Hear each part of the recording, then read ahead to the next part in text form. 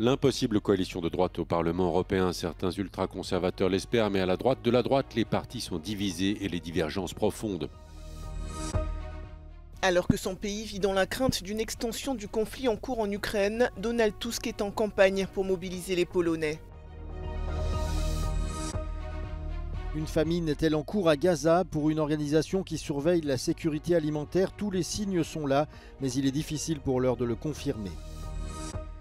À Dnipro, dans le centre de l'Ukraine, les bombardements de l'armée russe ont fait au moins 8 blessés et ont endommagé des habitations ainsi qu'un hôpital et une école. Bratislava en alerte inondation, les pires depuis 100 ans. La capitale slovaque s'attend à une montée rapide des eaux du Danube.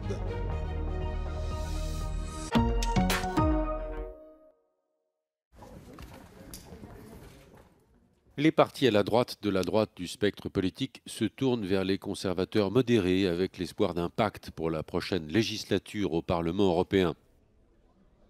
Selon le dernier sondage d'Euronews, la victoire de la droite au scrutin de dimanche devrait être massive, mais les conditions ne seront pas réunies pour un accord général des conservateurs. If we think about Giorgia Meloni, for example, the Italian Prime Minister, we have to understand that when we look at the leadership in the European right, we have also to see to take in account that we are talking about leaders that in some cases are also head of government, so they have different interests. Une grande coalition des conservateurs semble difficile à construire. L'ensemble serait déséquilibré et pencherait à droite, alors même que l'extrême droite est divisée. Il ne s'agit pas uniquement du nombre de sièges que pourrait rassembler une coalition, mais d'orientation politique pour l'Europe. Les ultra-conservateurs sont unanimes pour dénoncer l'immigration, mais divergent sur les stratégies à adopter. The center of gravity will certainly move to the right. And this is something the EPP, which will then be the central player, will be able to use as a blackmail potential vis-à-vis the Liberals and the Social Democrats, if not the Greens. I don't believe that the EPP is serious about working with identity and a democracy. That would also be political suicide at the national level, but they will certainly use it.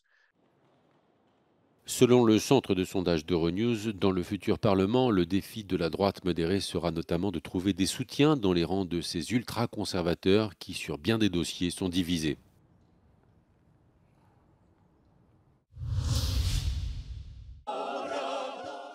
À l'approche des élections européennes, Donald Tusk est en campagne pour mobiliser ses concitoyens et les inciter à aller voter. La Pologne, qui est l'un des plus grands soutiens de l'Ukraine depuis le début de la guerre, vit dans la crainte d'une extension du conflit. Pour le Premier ministre, la Russie représente un risque réel pour la sécurité des pays européens. Słuchajcie, uwierzcie mi, tam na Kremlu dla nich ewentualne polityczne zdobycie Brukseli byłoby ważniejsze niż zdobycie Charkowa. Ten bój o to, kto będzie rządził w Polsce, a teraz bój o to, kto będzie rządził w Europie. To jest także bój o to, aby wojna nie wkroczyła w nasze granice. Lundi, les autorités ont annoncé avoir arrêté au cours des 6 derniers mois 18 personnes accusées de planifier des actes hostiles pour la Russie. De quoi raviver les craintes de la population. Może ja się bardzo martwię o wynik tych wyborów. Ja osobiście bardzo chciałabym być z Europą i nie wyobrażam sobie innej przyszłości. La Pologne, qui redoute une éventuelle victoire du Kremlin, a annoncé investir plus de 2 milliards d'euros pour renforcer sa frontière avec le Bélarus et l'enclave russe de Kaliningrad. La Lituanie sera ce dimanche le seul pays d'Europe à avoir une liste exclusivement féminine. Lancée par le Parti des Verts, elle vise à attirer l'attention sur la représentation des femmes en politique et à s'attaquer à d'autres problèmes liés au genre, tels que l'écart de rémunération. Écoutez la présidente des Verts et tête de liste, Ieva Budraite. Positive discrimination, if it's possible to say so, is needed. Because here in Lithuania we have other candidates list where male dominate, and in very first places in the list also men are written. La liste comprend également une candidate de la communauté rome. Elle espère devenir députée européenne pour défendre les droits des jeunes filles roms qui sont forcées de se marier.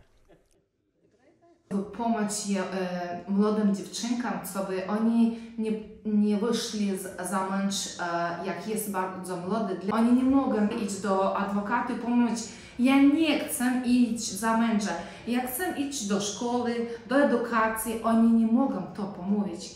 I ja myślę, że Europa, ona musi nam pomóc i dlatego ja jestem tutaj. On trouve aussi sur cette liste une avocate qui aide les migrants qui transitent par la frontière biélorusse depuis des années et qui voudrait changer le nouveau pacte européen sur la migration et l'asile. There are a lot of risks in these documents that might enable torture and violence on the border, detention of children, women, and basically just denial of asylum. So I believe that we need people in the European Parliament that would protect everyone's right, including people on the move.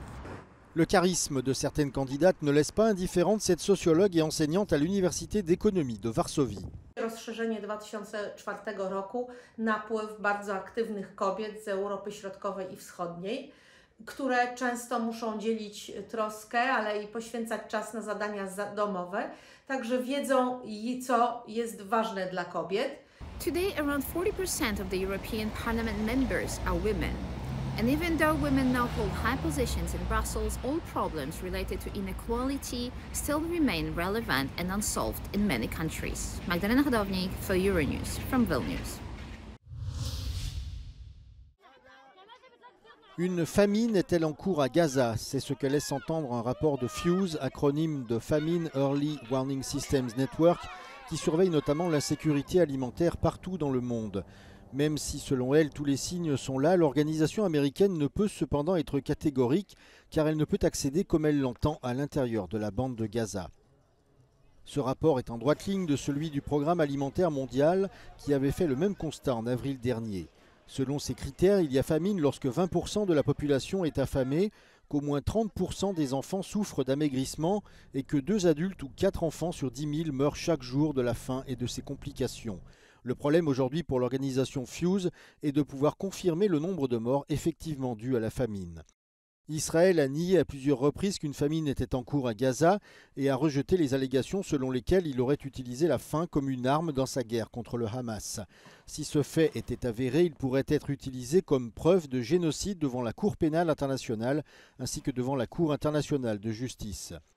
Le rapport met également en garde contre l'insuffisance des efforts déployés pour accroître l'aide à Gaza et exhorte le gouvernement israélien à agir de toute urgence. Depuis mi-mai, un port artificiel construit par les États-Unis destiné à acheminer de l'aide est achevé, mais son efficacité reste encore limitée du fait des opérations de l'armée israélienne dans le secteur. Une grande partie des 2 millions d'habitants de Gaza a été déplacée depuis le début de la guerre en octobre dernier. Alors que la plupart d'entre eux sont désormais concentrés dans le sud près de Rafah, certains sont retournés un peu plus au nord à Khan Younes, où les infrastructures de base ont été entièrement détruites ou rasées par les 8 mois de guerre et où les habitants luttent pour obtenir le minimum d'eau nécessaire à leur survie. Cette situation critique ne devrait guère s'améliorer avant l'été. En effet, malgré les pressions exercées par les États-Unis, à la fois sous le gouvernement de Benyamin Netanyahou et les interlocuteurs du Hamas, pour qu'ils acceptent la dernière proposition d'accord de cessez-le-feu en 3 phases, les négociations traînent en longueur.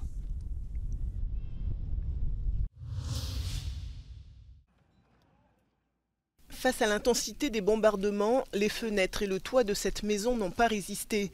L'attaque de l'armée russe qui a visé la région de Dnipro dans le centre de l'Ukraine a fait 8 blessés selon les autorités locales. Dans le village, les habitants sont sous le choc. Перший вибух був не дуже гучний. Ми почули, що ракета, благо було вікна відкриті.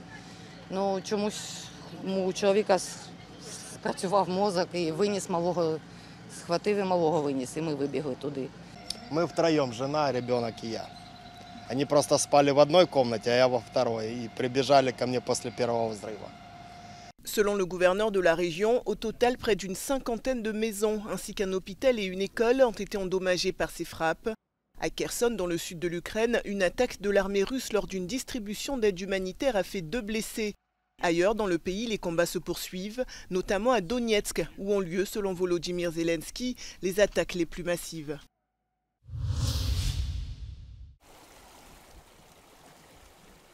Bratislava en alerte inondation, les pires depuis 100 ans. La capitale slovaque se prépare à une rapide montée des eaux dans les prochaines heures.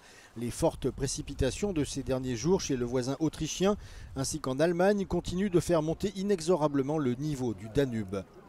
Les services météorologiques ont émis une alerte aux inondations de niveau 2 sur 3 pour le district de Bratislava, en particulier dans certains quartiers bas de la capitale, ainsi que pour un arrondissement au nord-ouest de la ville qui borde la rivière Morava, un affluent du Danube, en crue elle aussi. Plusieurs zones proches des deux cours d'eau ont déjà été fermées au public et les forces de police de la ville ont demandé à la population d'éviter ces endroits pour raisons de sécurité. Ces pluies ont déjà provoqué des inondations dans le district autour de la ville de Vranov nad Topľou, située à l'est de la Slovaquie, où une alerte de 3e niveau a été mise en place. Ici, les allées, les jardins et les caves sont sous les eaux et certains ont déjà tout perdu. A určite máme všetko zamočené za toto, taká jak prietrž tých mračien bola. Enfin, les pompiers du village de Kamena Poruba, au nord-ouest du pays, ont également pompé l'eau provenant d'une rivière qui a débordé dans la région. Dans ce cimetière militaire de Banneville-la-Campagne, situé à l'est de Caen, sur chaque stèle a été déposé un lumignon. Ici reposent plus de 2000 soldats, en majorité des Britanniques, qui ont combattu lors de la Seconde Guerre mondiale. Les cérémonies se poursuivent à l'occasion du 80e anniversaire du débarquement en Normandie. Jeudi, 25 chefs d'État participeront aux côtés d'Emmanuel Macron à un hommage international. La Normandie compte 27 cimetières militaires qui abritent plus de 110 000 tombes.